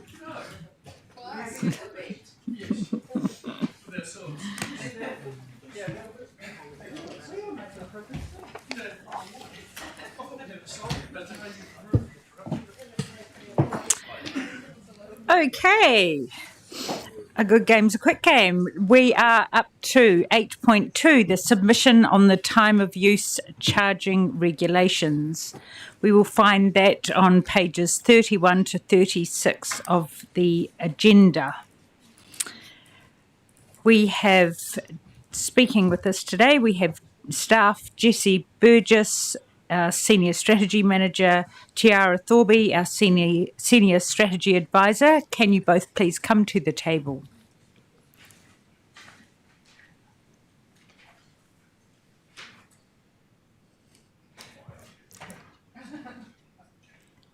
Kia ora, councillors again. We're just here to present to you the seek approval, from the Strategy and Policy Committee for the Canterbury Regional Council submission on the Ministry of Transport's proposed time of use charging regulations under the Land Transport Management Act, Amendment Act 2025, and to seek delegation as part of the resolutions on the screen to correct it, to the Chief Executive to correct any minor errors or to make any changes of minor effect that would be signed out by the Chair. Introduce Tiara Thorby, Senior Strategy Advisor in my Transport and Urban Development team, and she'll be able to answer some of the questions and take you through a bit more of the information in the paper. We'll take the paper and submission as read. Note that councillors have provided feedback into the submission already. These proposed regulations are intended to support the Land Transport Management Time of Use Charging Amendment Act, which the Canterbury Regional Transport Committee has also previously submitted on. Now hand to Tiara to quickly highlight some of the key points from the consultation and the submission. Kia ora. So the Ministry of Transport is consulting on two key regulations. One of them is the charging amounts based on vehicle type to reflect a vehicle's impact on congestion. These would be based on existing New Zealand vehicle classes. This is ideally encouraging heavier vehicles to travel at off-peak times, improving congestion for smaller cars. The second thing is the enforcement and penalties for non-payment, ensuring a penalty is fair and reasonable to the hypothetical time of use charge. The Canterbury Regional Council's submission is largely focused on advocating for buses for the use of public transport to be exempt from any time of use charging scheme or framework. The proposals from the Ministry of Transport categorised a bus in charging class C, with the rationale that heavy buses occupy greater footprint of the road than a passenger car with slow acceleration. Our submission stresses that the effectiveness of any time of use charge is critical to have public transport infrastructure and the availability of efficient, low-cost travel options.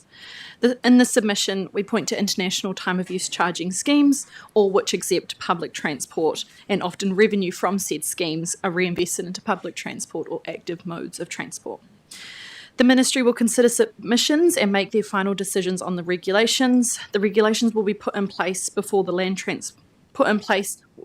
the Land Transport Management Act, Time of Use Charging Amendment Act 2025, when it's due to come in on the 28th of November of this year. Happy to take any questions. Any questions? Councillor McKenzie. I apologise. I think I missed the request for submission on this whole thing, but is there a proposal for this time of use charges for a specific part of Christchurch or a city centre, or is it for other arterial routes included? Because whereas you focus on public transport and shifting people, I'm conscious of the fact that a lot of freight comes in and out of Littleton, and so if Brougham Street and the motorway was included as a congestion charge, you're just adding a tax onto quite a lot of the lifeblood of the Canterbury economy. I mean, mainly because trucks don't have the option always, like if you're unloading a fertiliser boat out of Littleton, for example, you don't have a choice as to whether you can shift the fertiliser just in certain times of day to avoid pedestrian traffic. Yeah, through you, Madam Chair. This is the regulations that support the time of use charging that has already come in place. So previously the Ministry of Transport has already done the legislation which kind of sets out what they call the time of use charging boards and how that would operate and what zones they would be in. So a lot of it is up in the air and there is no kind of set areas that time of use charging would be in yet. That would be up to a regional board to set up when this comes in place, what a regional board looks like, who it is, that's completely different as well. But when we did previously submit, I think in the RTC submission we also mentioned freight, but also a lot of the other big industry bodies such as Transporting New Zealand, they kind of submitted on that freight side in terms of the cost going down to consumers and things like that. From the submission we really focused on us as a public transport authority. We do have a responsibility for regional transport issues. And presumably in this submission then is what you're saying, it's not appropriate to include any freight component. Yeah. So through you, Chair, so the road controlling authorities across Canterbury also have the opportunity to make a submission on the regulations as well. And the RTC, we haven't, because we've devolved that essentially down to the individual road controlling authorities and PTA, us. So as Tiara said, we'd focus on the public transport aspects of that time of use charging. Certainly there's a lot of water to go under the bridge if we were to implement a time of use charging scheme in Greater Christchurch or Canterbury. So there'd be a lot more discussion on that to come if we were to go down that path. So this just sets us up, if you like, to be able to have that conversation. Thank you, Jesse. Councillor Scott. Yeah, my understanding on this is possibly just a placeholder for what's to come in terms of the National Land Transport Plan and the National Land Transport Fund, because my understanding, correct me if I'm wrong, I'm really quite interested in this, but correct me if I'm wrong, the technology that would need to be put in place for this to work cohesively across the country is not yet there. And my understanding, when I first inquired about this 2 or 3 years ago, that it would be the early 2030s before we were in a place to do that. Is there any correctness in that at all, Jessie? Yeah, you're still right. We're still at the same situation. I believe the Ministry of Transport, or now MCERT, from the 1st of July, I think they'll be focusing on that RUC, those road user charges, and that technology first. This is setting up things for tolling, I think would come again before that, or that technology would come in before these time of use charges. Sorry, Jess. So you can say what you're going to say, but I was going to say this is trying to link all transport classes together for charging in terms of using roads. So it's not just, hey, we're going to charge you coming down Bryant Street. It's actually, we're going to charge you going to Invercargill or wherever you are. Yeah. Is that right? Yeah, you're correct. So there's also, what was I going to say? Sorry, it's gone out of my mind. Sorry. Thought just went out of my mind. Sorry, I'll come back to that. Yeah. Thank you. Any more questions? Okay, great. Thank you, staff. You can leave the table. Look how efficient we're being this afternoon. Okay, we will put the motion and then there'll be the opportunity for discussion. The recommendations are on page 31 of the agenda. Please confirm you understand. You can see it on the monitor up there. Councillor Scott is happy to move the motion. Do I have a seconder? Councillor Campbell. Thank you.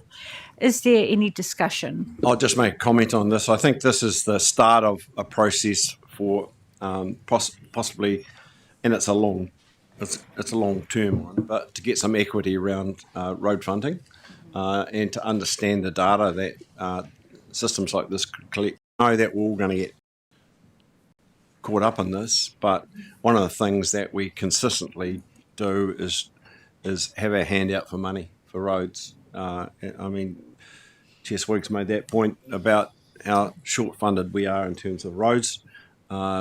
how we don't get the bang for our buck down here in the South Island. And I think the outcome of this will, although hurtful, is probably good for us. Thank you, Councillor Scott.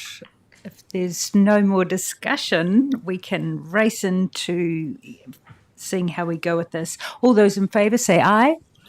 Against? Carried.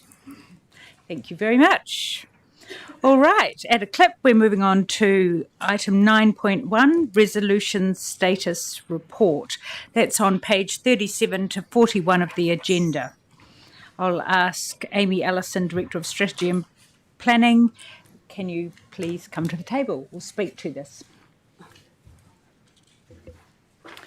Thank you, Chair. This is our resolution status report. Obviously, we take very seriously the decisions that are made in this chamber, and it is our way of ensuring that you have assurance that we are doing what we say we're going to do and following up on what we have said that we would do. So we offer it to you in that regard. Thank you. I will put the motion and then there'll be an opportunity for discussion. The recommendation is on page 19 of the agenda and it's up on the screen. Do I have a mover? Councillor Ward and seconder.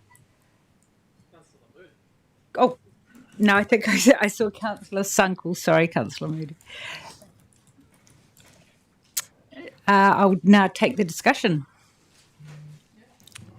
Councillor Robinson.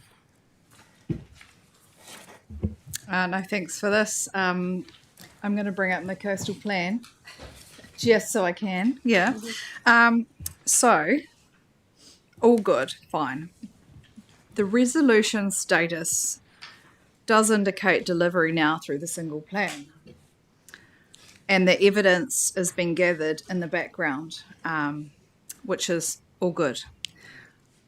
In the past, I've asked to see if there's any particular evidence that's been accumulated during that process that could be at least brought to us for, what are the emerging things going on in that environment in the absence of an updated coastal plan. So I'd really still like to see that. And also, I guess I'd like to see the progress of that accumulation and any alternatives to the coastal targeted changes that may have been considered going forward as well, bylaws or other mechanisms with Department of Conservation or anything that can trigger the outcome. And environmental consequences in the absence of an updated coastal plan, which is part of the accumulation process. So I just wanted to bring that up because it's always on my mind, and I know it's great that it's on here in detail. Thank you for that. But yeah, just the absence of alternative options is still missing somewhere, and I'm not sure where it fits. Amy. Through you, Chair. It's been a wee while since we have provided you an update. I know usually in response I list them all off, but it has been a wee while. And while there's been some information provided through the recent papers that we or briefings that we have presented, I absolutely take your point, and I will talk to the planning manager and get an update on this piece of work, where we're up to, anything interesting that we have found, and any alternatives that we either have traversed or may have seen. Yes. No, thank you for that, Amy. Because the reasons being, I guess, with this sort of reform happening, things change all the time, and we've submitted on the fisheries amendment. We've got, new potential mataetai coming up, which is great. And I just guess that with that ever-changing environment, we can't react the same. And so anything creative in there that we could, or even with mana whenua on some of their ideals, then I'm all for that. So just putting it out there. Thank you, Councillor. Councillor Scott. Thank you. Just a heads up on this. I had a talk with Emma and Grace about the Conservation Amendment Bill, which has got reasonably short consultation time for us. I see we've already had a sort of a pro forma letter from the chair about it, and it is at high level. But my question that I've asked, just for your insight into this, it's about modernising Conservation Land Management Act and access to conservation land. Jumped the gun, I think, Councillor Scott. You've jumped the gun, I think. Why's that? Is that the next one? We're on 9.1, Councillor. Oh, shit. Language. I would remind you of language. If there is no more discussion on this, Councillor Ward, is there anything you'd like to say before I put the motion? No, I'm happy with this report. Thank you very much. I will now put the motion. All those in favour say aye. All those against? Carried. Thank you very much. My apologies, Chair, for that. Noted. 9.2, Central Government Update. You'll find that on pages 42 to 51 of the agenda. We will have Emma Davis, our Senior Strategy Manager, and Grace Smart, our Principal Strategy Advisor, speaking to this. Can you come to the table? Thank you very much. Away you go. Good afternoon, councillors, and I love the enthusiasm that we're hearing for our upcoming paper. So yes, Grace Smart, Principal Strategy Advisor, and myself will present this. This is a standing item that we present to the committee, but as we just all note, things are changing very quickly, and really day by day there are new announcements from the government. So this is to provide an update of those, and I will hand to Grace shortly. One point I did want to make is that with the establishment or the setting up of the Strategic Transition Program and the work that they are doing, Patrick is heading that program and I have met, and we will be, for next month's report, incorporating the work from that, because that too is very related to this paper. So next month you'll see a paper which incorporates some reporting from the Strategic Transition Unit incorporated into this report. But with that, I will now pass over to Grace to just highlight a few of the key updates, even since the report was prepared for you. Thank you. Thanks, Emma. Kia ora koutou. So in addition to the time of use charging submission that you just saw earlier, there are two other submissions that staff are currently working on. The first is in support of the Wairewa Runanga application for two Mātatai reserves at Banks Peninsula, which was circulated to you for feedback last week. And once that is finalised, it will be approved by the Council Chair for submission. The other is the draft submission on the Conservation Amendment Bill, which was circulated to you today for feedback by early next week. And again, once that feedback is incorporated, it will be finalised and approved by the Council Chair. The other big upcoming piece of work just to put on your radar is the Select Committee report on the Natural Environment and Planning Bills is due next Friday. The STU will lead on our response to that, but we'll be providing Council with a briefing, an online briefing in early July on what is included in that Select Committee report. And then a couple of updates just from yesterday. The Environmental Reporting Amendment Bill was introduced to the House, and that's one that staff have previously flagged we would likely recommend a submission is made on. And also the government released its response to the National Infrastructure Plan. So staff will provide further advice on both of those items to Council, but just to flag for your awareness. So those are the key points we just wanted to raise. Happy to take any questions. Any questions? Councillor Faulkner.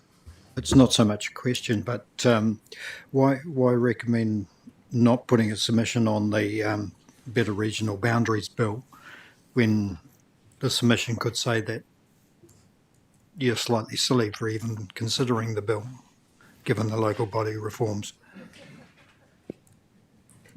Yeah, we did consider whether to make a submission on that or not.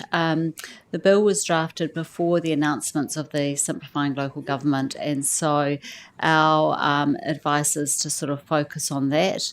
The bill is really particularly looking at how government, the agencies and entities, how they deliver their services and the sort of administrative boundaries of those, with the recommendation of aligning those with local government boundaries. But just at the current time, we just felt that the focus was on the Simplifying Local Government conversations rather than on that particular bill. Thank you. Councillor Mackenzie. Yeah, thank you. Look, I haven't had a chance to go through it in great detail, but your submission on the conservation changes to the Conservation Act, I just the wording, it talks about the government is moving the wording to recognise economic opportunity, and our submission tends to suggest that that's a bad idea. I'm not sure we're thinking about this quite as open-mindedly as we should. And going back to comments that Peter made earlier in the meeting or earlier today about dealing with pests and the outflow of pests and weeds out of the conservation land, that actually there may be some opportunity in terms of the use of conservation estate, whether it's for ski fields or for other recreational but commercially recreational opportunity, might help provide economic ability to then deal with some of the biodiversity issues you flag as being really important on conservation estate. And then the second issue is that where the government is locking up land in conservation estate, they need to make sure they have enough budget then to manage the land properly, which they're not doing at the moment. So so there is there's some benefit to a biodiversity argument and in recognising potential economic activity on our conservation estate. Thank you, Councillor. We'll take that feedback on back. And yeah, I think you've got until Monday to provide feedback on the bill, but absolutely note that, and this is a good opportunity to hear any feedback. We absolutely wanted to acknowledge in the submission the opportunities for supporting economic prosperity, and the opportunities exist there. The point that was sort of trying to be made on balance is thinking about that in terms of also environmental protection, so just striking that balance right. But we can go back and have a look at the wording and making sure that that's struck, and in particular opportunities for that in terms of pest management. Thank you, Councillor Scott. Here we go again. Now I can ask a question. I was making a statement, so I can ask a question. So under the Conservation Amendment Bill, which is quite a reasonably short time frame in terms of consultation, and there is so pro forma stuff there that Councillor Mackenzie just alluded to. And my question to you has been, and maybe you haven't got the answer to this, is that it allows more modernisation, better access to the conservation estate. But my question was whether that also included an opportunity with wildings to graze some conservation land after clearance. Does it go that deep? So that was the question I was trying to ask. Don't have an answer for you just yet, sorry, but we will look into it this afternoon and come back to you directly. Okay, so that's fair. And once we get that answer, we can move on. One more thing. I would note that the National Wallaby Program has a consultation period that's ending, I think, Monday, Tuesday, and whether we going, not for you guys, but maybe more for you, Amy, and the chairs, are we going to make a submission on that?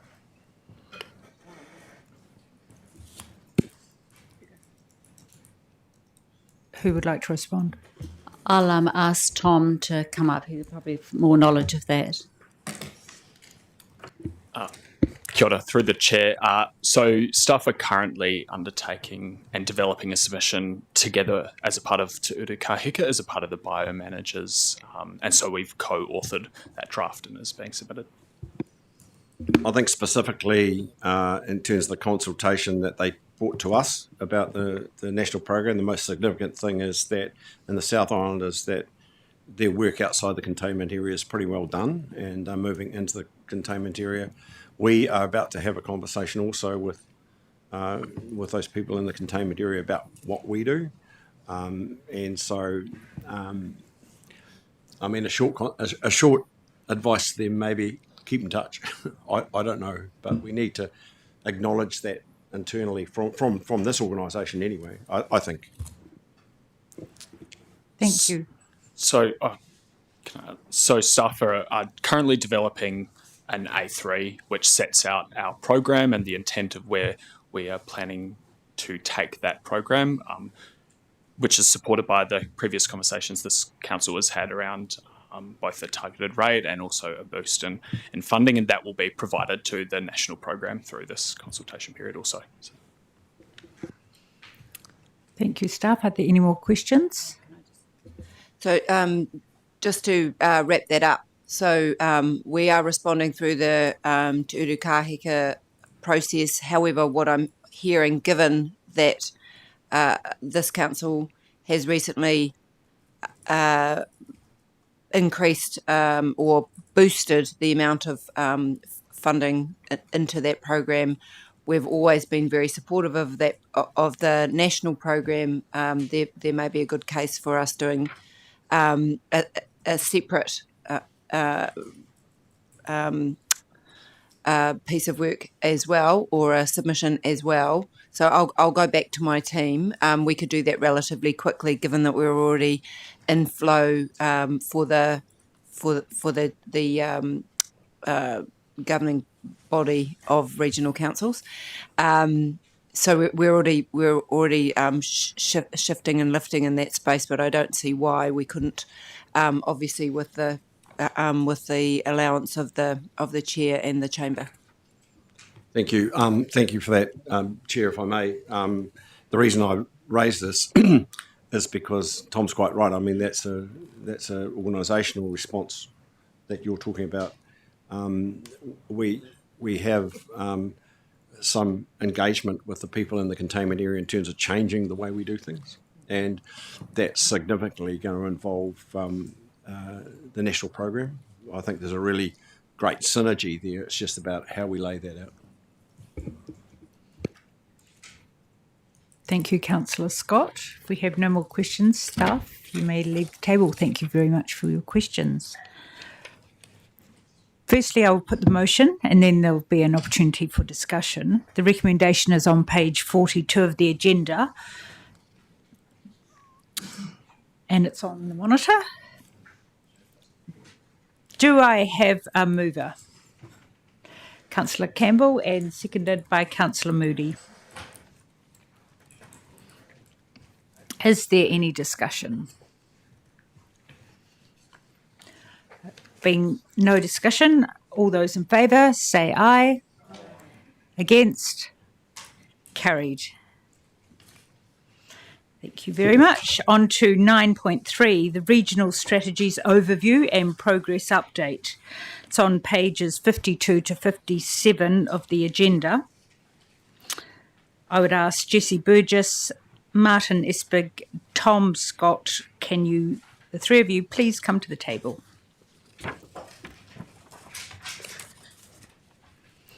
Thank you, gentlemen.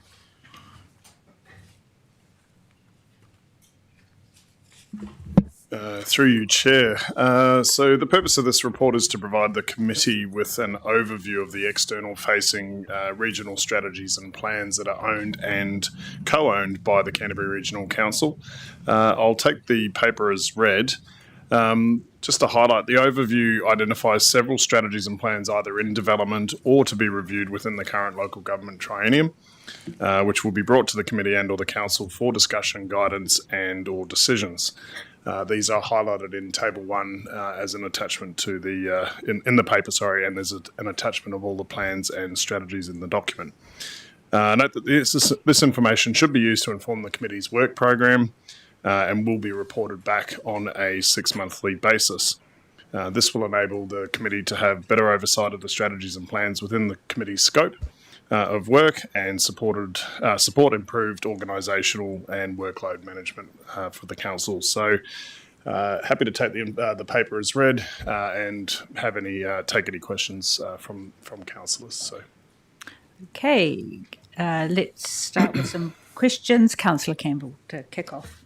This is probably a newbie councillor question.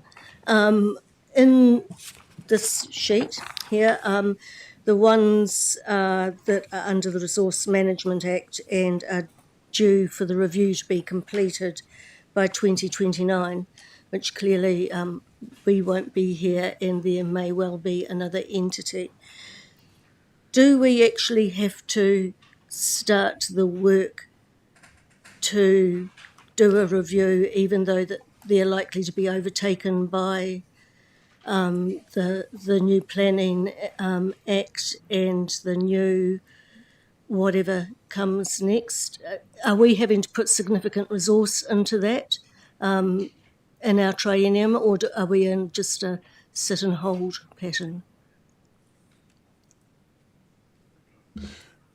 Through your chair, so I would expect that we would have to look at all of the strategies and plans that we have in play at the moment, and looking at the resource management reforms, what will need to be folded into that work and what would need to be delayed, if you like. Amy, did you want to make a comment? Yep. But I didn't want to cut you off mid-sentence. Excuse me. A couple things. This was the first time that I've seen all of these strategies and plans in one place. We have quite a large footprint, as you can see, and it has been quite hard even for me to navigate where, what, how. My team down there hold all of this information and can produce it at a moment's notice, but for all of you and for me, it's slightly harder, having been here not as long. So please take it in that vein. Your question is a good one. However, we are currently looking through all of our work plans and identifying some rules of thumb about what we're doing and when, given the strong likelihood of a short lifespan, while not for certain, quite possible. So we're actively doing that as well. We're also very mindful of what DIA have told us, that what is statutorily required currently in the law, we have to do it, and even if it doesn't make sense, we have to do it, and we've got a watching brief on that. So we're making sure, for the most part, it's no regrets. So it's quite a balance, and the team are working through that. But good point, well made, Councillor. Thank you, Councillor Faulkner. Thank you, Jessie. I was just looking at, there's two items in there, and the owners are the Canterbury Mineral Forum, the Energy Framework and the CWMS review, and both dates are floating around August, aren't they?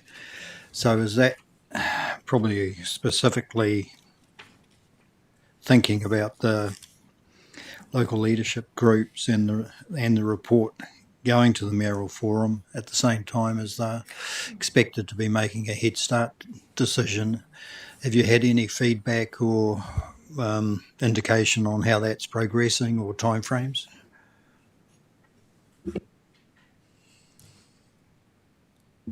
Sure. Thank you. Through you, Chair. On the CWMS specifically, we'll take this analysis to the mayoral forum in August, and we haven't planned beyond this, so we'll depend on the outcome of the decision at the end of August. Also, in regard to local leadership groups and other mechanisms that sit under the CWMS, we would have to get back to you on the energy strategy, what the potential implications there are.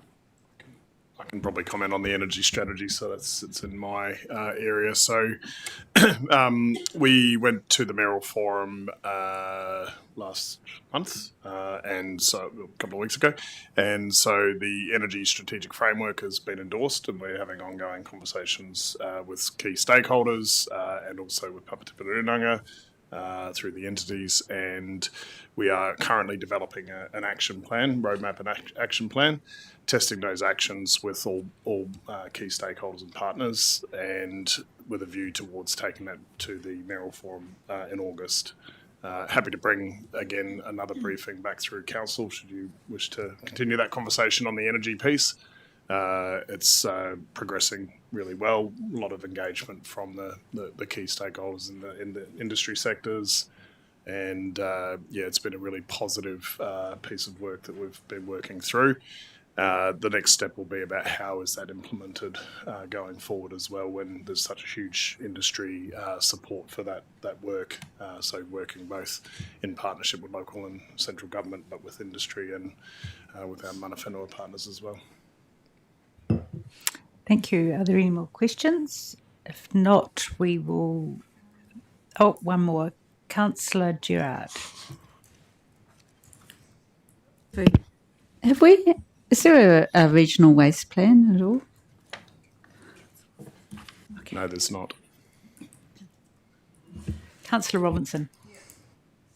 I'm actually just looking at the sheet with the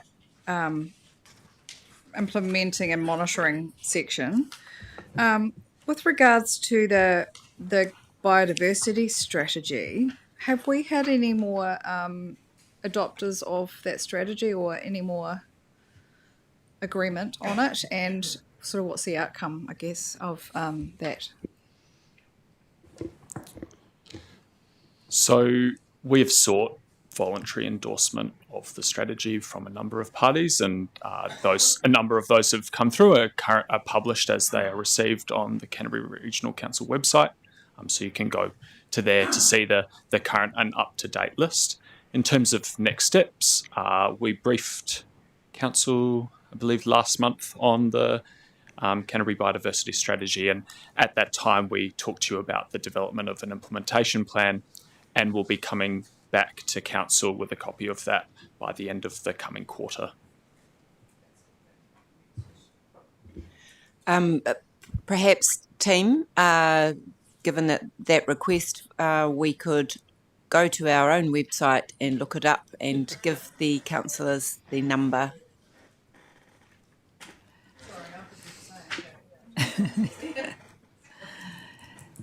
Thank you. Thank you very much. Staff team, you can leave the table. I will put the motion and then we'll have an opportunity for discussion.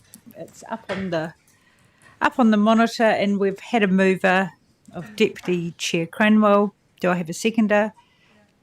Sorry, Councillor Ward, just beat you to it. Sorry, apologies. Is there any discussion? I'm going to go back. Sorry. Yes, me. I do. Councillor Robinson. Well, that's the thing. So the National Policy Statement for Indigenous Biodiversity also includes, yes, marine biodiversity. Yeah. So this is another mechanism that we could actually look at endorsing something going forward. It doesn't have to be regulatory. It can be other things. So I'm just thinking it's another mechanism. That's all. Hey, thank you. Like mataitai and helping people do things that are good. Excellent. Any more discussion? Councillor Cranwell. All good. Okay. Can I ask a question? Oh, you can have a discussion. Yeah, discussion. You can't ask. Yeah, okay. I think we should have a regional waste strategy because it's a regional issue and it's got to be coordinated, and there's a lot of landfills that could be exposed through erosion and inundation, and that's and it's not only a Canterbury problem; it is a South Island issue. But I think coordination, waste minimisation, waste waste is a resource as well. So I just think. Thank you for that discussion, Councillor Gerard. Excellent. And Councillor Robinson, How could we forget? All right. All those in favour, say aye. Aye. All those against? Carried. Motion is carried. Delightfully, I can announce to you that our next meeting, the next Strategy and Policy Committee meeting, will be held on Wednesday, the 15th of July, 2026. So let's all make sure we get that in our diaries. I now declare the meeting closed at 1:19 p.m. and I invite Councillor Faulkner to close with a karakia.